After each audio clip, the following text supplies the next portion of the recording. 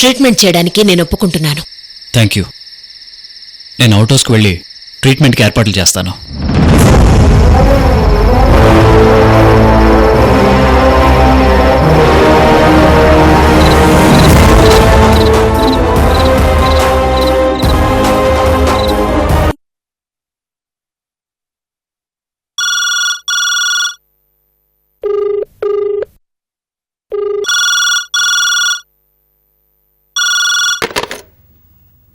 Hello, వసే వరం, ఇక్కడ కొంపలు అంటుకుపోతున్నాయే.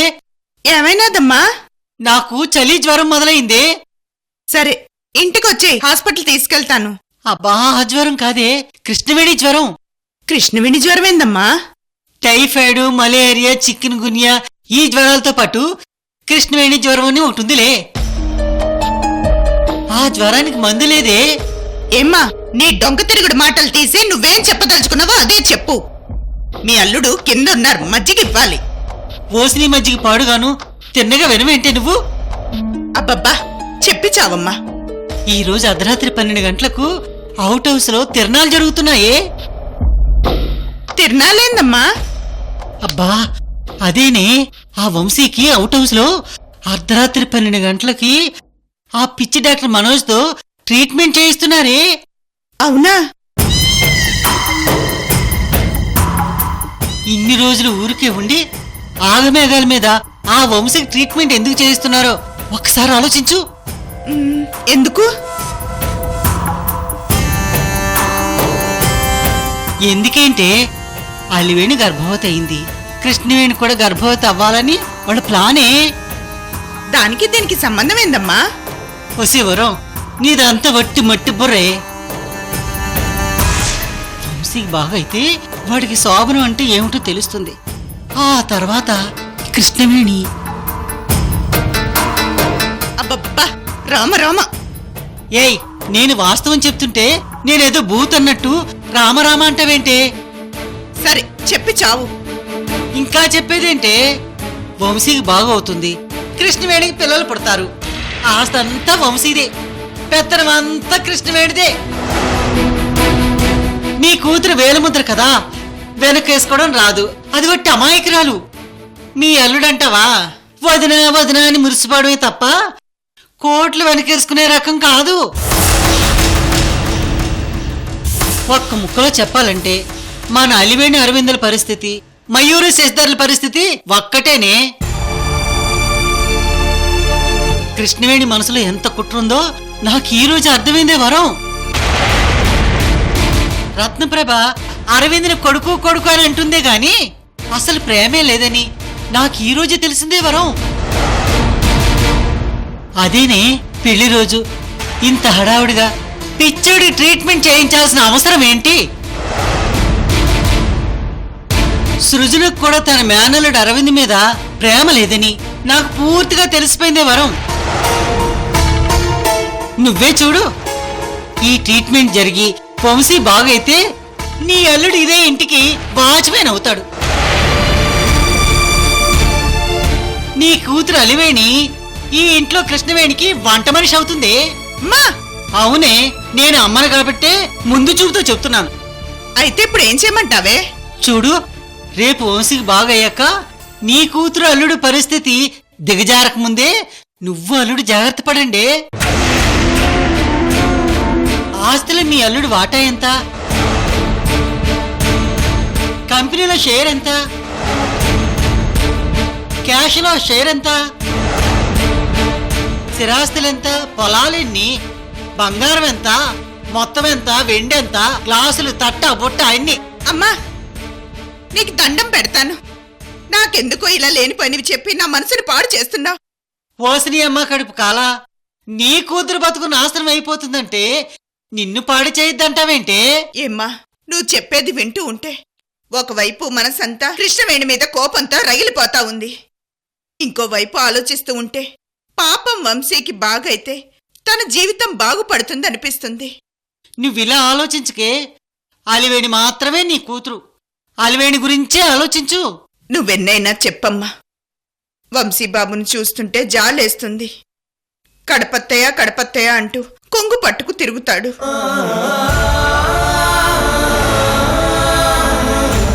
అలాంటి అబ్బాయి బాగుపడతాడంటే మనసంతా తృప్తిగా ఉంది. ఒక తల్లిలా సంతోషపడుతున్నానమ్మా. ఈ ఆస్తిపాస్తులంటావా వస్తాయి పోతాయి. నా బిడ్డ సంతోషంగా ఉంటే అంతే చాలు. అలాగే వంశీబాబు ఆరోగ్యం బాగై సంతోషంగా ఉంటే చాలు. కృష్ణవేణి సంగతి ఆ దేవుడే చూసుకుంటాడు. ఇంతకంటే నేనేం మాట్లాడలేను. పనోడొచ్చి పందిరేస్తే పిచ్చుకలొచ్చి పడగొట్టాయంట. అలా ఉందే నీ ఎవ్వరం. మా నువ్వు ముందు ఫోన్ పెట్టేవే. అది కాదే, దీపం ఉండగానే ఇల్లు చక్కబెట్టుకోమంటున్నాను. అంటే అల్లుడి గారిని అరవింద్కి ఎంతుంది ఏంటని మెల్లగా కనుక్కోమని చెప్పు. ఇప్పుడు అగ్గెడితేనే గాని రేపటికి వంట పూర్తవుదే. సరేనమ్మా, నువ్వు ముందు ఫోన్ పెట్టేవే.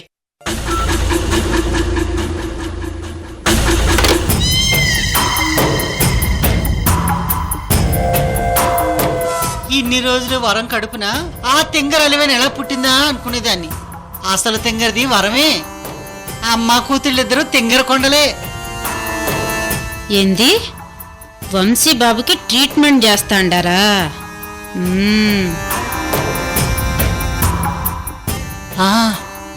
అవుట్ హౌస్కి వెళ్ళి అసలు ఏం జరుగుతుందో చూస్తాను.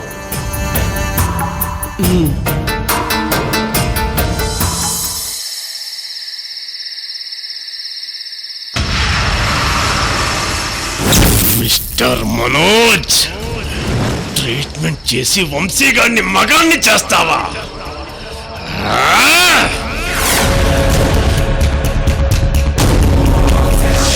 వాళ్ళిద్దరి సంసారానికి నువ్వు మార్గం వేస్తున్నావా?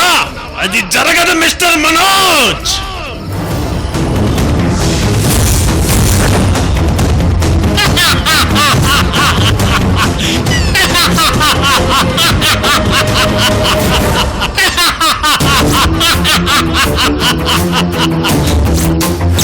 నా చేతులతో నిన్ను చంపేశాను. అది భ్రమైపోయింది. ఈసారి అలా జరగనివ్వను. నీ ప్రాణాలు తీసి గురువు గారికి చూపిస్తా. గురువు గారికి చూపిస్తా.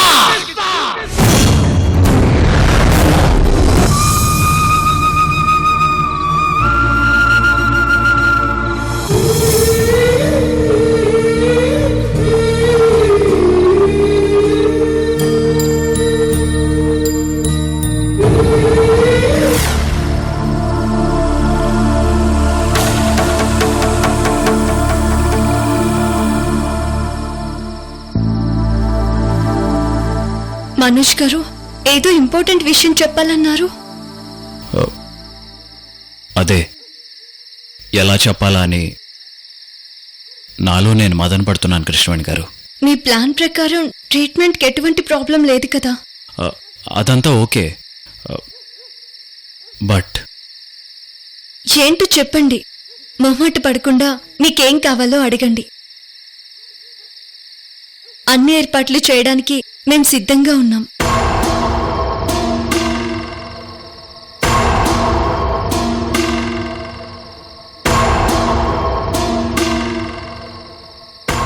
ట్రీట్మెంట్ గురించి కాదు, నేను ఆలోచిస్తున్నది మీ గురించి.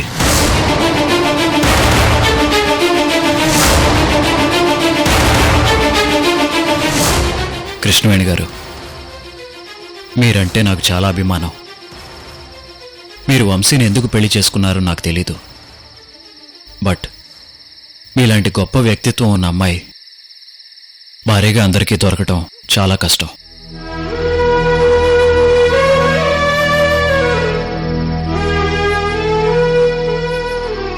ఒకవేళ మీలాంటి అమ్మాయి భారీగా దొరికితే నిజంగా ఆ వ్యక్తి 1000 జన్మల పుణ్యం చేసుకుని ఉండాలి. అయ్యో అలా అనకండి మనోజ్ గారు. నేను మామూలు అమ్మాయినే. I'm not a special. అంతా మీ అభిమానం. ఒక మధ్యతరగతి అమ్మాయి యార్లగడ్డ జమీందారీ వంశానికి కోడలుగా వచ్చింది.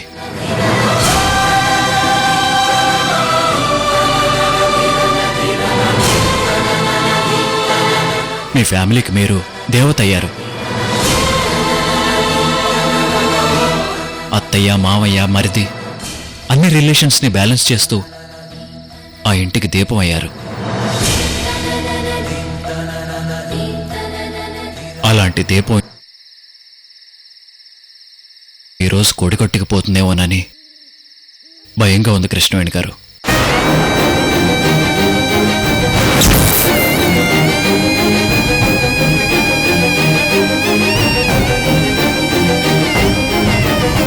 ఈ సైకియాట్రిస్ట్ మనోజ్ మీ స్నేహితుడు అయి ఉంటే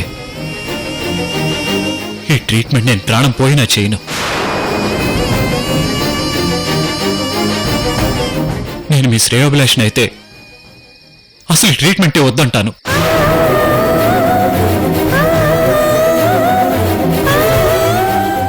నేను మీ ఆప్తమిత్రునైతే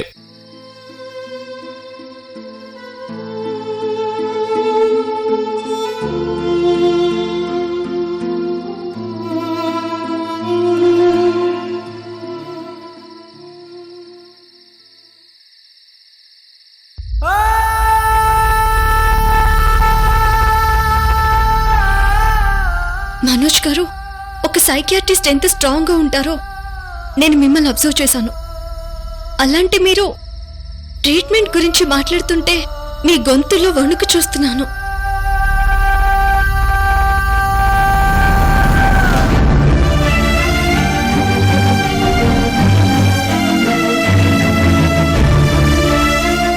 మీ మాటల్లో వణుకు చూస్తున్నాను.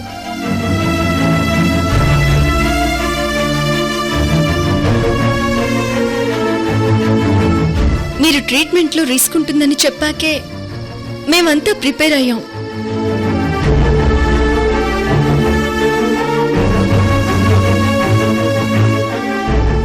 బట్ ఇప్పుడు కొత్తగా రిస్క్ ఏముంది మనోజ్ గారు? రిస్క్ ఉంది కృష్ణవేణి గారు. ట్రీట్మెంట్ జరిగినప్పుడు వంశీ హెల్త్ కండిషన్ చాలా రిస్క్లోకి వెళ్తుందని చెప్పాను. అయినా సరే మీరంతా ఒప్పుకున్నారు. ఎందుకంటే అది మీరు నా మీద పెట్టుకున్న నమ్మకం. వంశీకేం కాదు, అంతా మనోజ్ చూసుకుంటాడన్న భరోసా. బట్ మీకెంత ప్రమాదం ఉందో నేను చెప్పలేదు. నాకు ప్రమాదమా? ఎలా మనోజ్ గారు? ప్రమాదం అంటే నా ఉద్దేశం మీ ప్రాణానికి సంబంధించింది కాదు. మరి ట్రీట్మెంట్ సక్సెస్ అయితే వంశీ మామూలు మనిషి అవుతాడు. నేను మీకు ఇచ్చిన మాట నెరవేర్చుకుంటాను. అవును మనోజ్ గారు, వంశీ గారిని ఆసియాలోనే నంబర్ 1 బిజినెస్ మ్యాన్ గా చూడాలన్నది మా అత్తయ్య కల.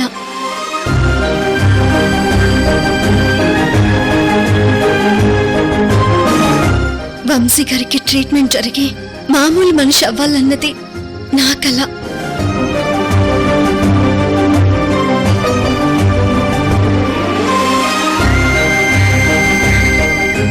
మరి మీరెందుకంత భయపడుతున్నారు? ప్రాబ్లం ఏంటి మనోజ్ గారు? ఒక మంచి జరిగేటప్పుడు ఒక్కోసారి చెడు కూడా జనరేట్ అవుతుంది కృష్ణవేణి గారు. అఫ్ కోర్స్ కావచ్చు, నథింగ్ టు వరీ. నేను ప్రిపేర్గా ఉన్నాను మనోజ్ గారు. నాకేదో ప్రాబ్లం జరగబోతుందని మీ మాటల్లోనే అర్థమవుతుంది. అదేంటో చెప్పండి ప్లీజ్. వంశీ ఆరోగ్యవంతుడైతే తను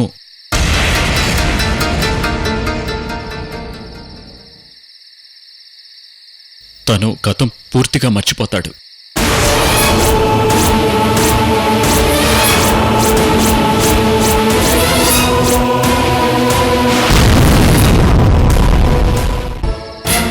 పూర్తిగా అంటే కొన్ని విషయాలు మాత్రమే తనకు గుర్తుండవు.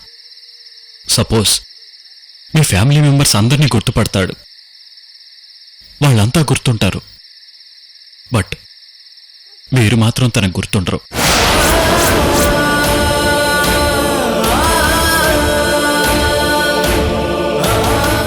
మీతో తనకు పెళ్ళైందని తెలియకపోవచ్చు.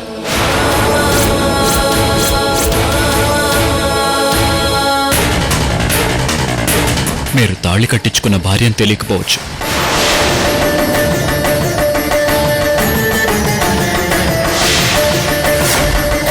మీరు వంశీ గారిని చిన్న పిల్లాళ్ళ ఒక తల్లిలా చూసుకున్నారు. బట్ ట్రీట్మెంట్ జరిగిన తర్వాత మీరెవరో కూడా గుర్తుండదు. ఒక్క మాటలో చెప్పాలంటే మీరు వంశీకి పరిచయం లేని ఒక వ్యక్తి, జస్ట్ అపరిచితురాలంతే. అంతే కృష్ణవేణి గారు.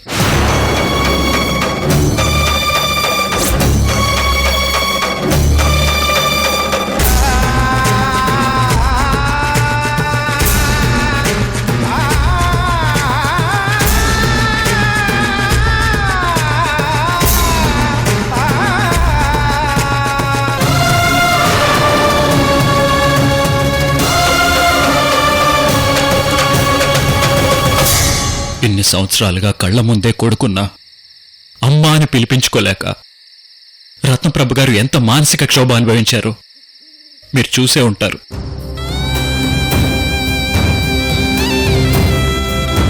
ఇప్పుడు సేమ్ అలాగే జరుగుతుంది. కాకపోతే రత్నప్రభ గారి ప్లేస్లో మీరుంటారు.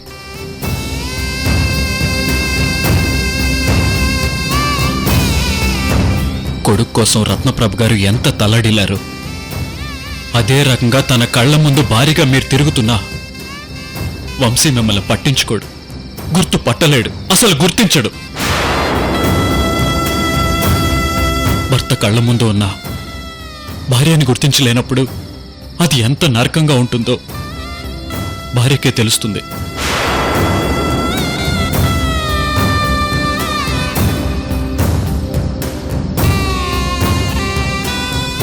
మీ పెళ్లి చూపులు, మీ పెళ్లి, మీ ఫీలింగ్స్, మీ జ్ఞాపకాలు మొత్తం వంశీ మెదడు నుంచి ఎరేస్ అయిపోతాయి.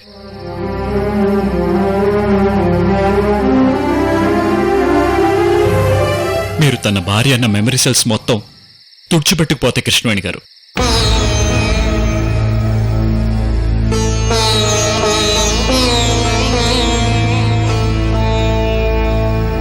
నీ సౌభాగ్యానికి ముప్పు రాబోతోంది తల్లి.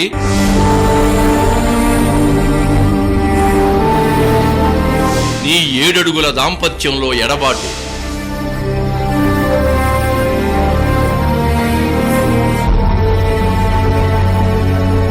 ఈ విషయం మీకు ట్రీట్మెంట్ ఫస్ట్ మీటింగ్లోనే చెప్దాం అనుకున్నాను, బట్ చెప్పలేకపోయాను. మీ అత్తయ్య మామయ్యలు మా కోడల్ని గుర్తుపట్టలేకపోతే ఇక ట్రీట్మెంట్ ఎందుకు అంటారేమోనని డౌట్ వచ్చి ఆగిపోయాను. బట్ ఫైనల్గా సఫర్ అయ్యేది మీరు.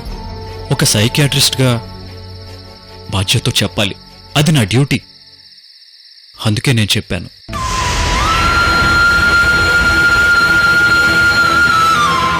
మనకింకా టైం ఉంది.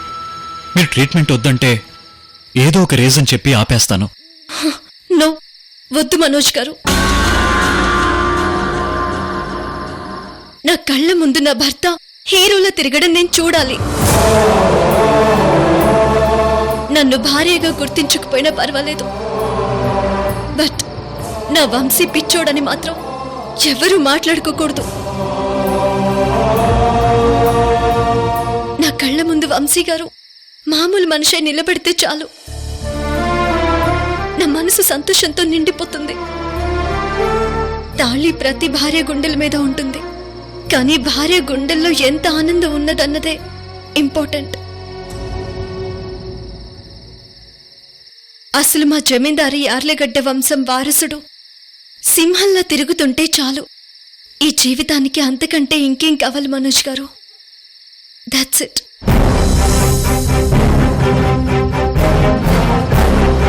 నేను చెప్తున్నాను కదా, ట్రీట్మెంట్ మొదలు పెట్టండి. నాకు మనస్ఫూర్తిగా ఇష్టమే, సరేనా?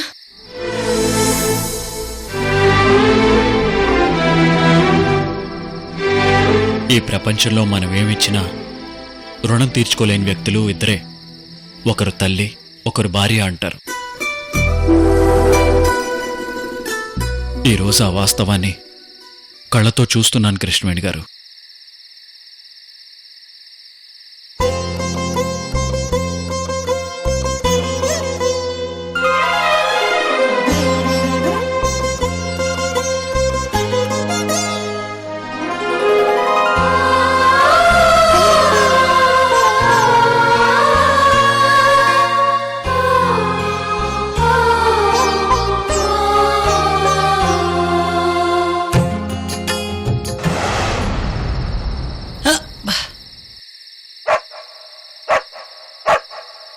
పిచ్చాడికి ట్రీట్మెంటా?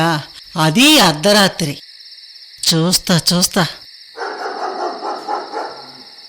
అబ్బా.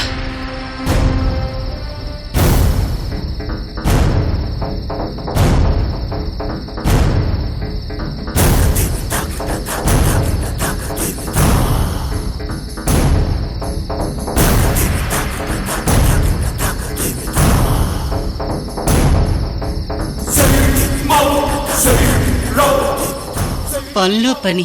ఈ వంశపూర్వీకులు వదిలేసిన నగా నట్ర కంటపడితే కొట్టేయచ్చు.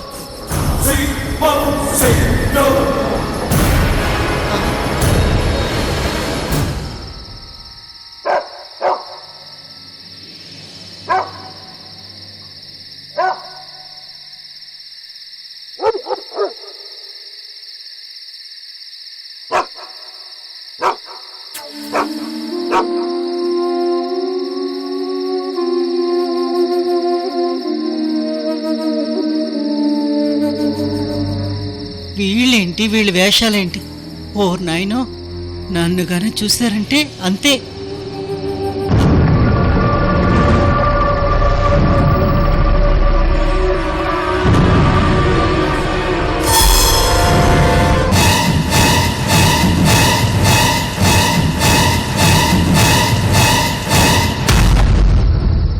పర్ఫెక్ట్ ఆత్మప్రభ గారు. మీకు 20 ఏళ్ళు తగినట్టు ప్రతాప్ రుద్ర గారి గెటప్లో మీరు కరెక్ట్గా సరిపోయారు. Thank you. ఓకే, నేను చెప్పిందంతా గుర్తుంది కదా? Be careful. అలాగే మనోజ్ గారు. ఓకే.